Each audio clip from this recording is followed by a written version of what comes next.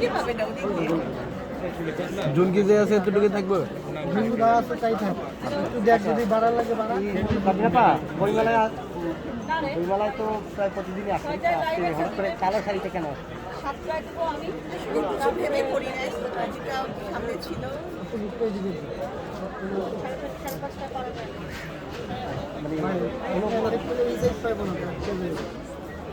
করেন আপনারা প্রশ্ন করেন, কালো শাড়ি পরার জন্য কোনো লক্ষ্য নাই, যেহেতু বসন্ত চলতেছে সবাই।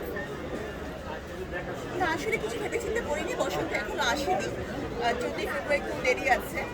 তো আপনারা যদি চান তাহলে এরপর থেকে হলুদ শাড়ি পরে আসবেন, কেন কালো শাড়ি কি খারাপ লাগছে না? সুন্দর লাগছে অনেক।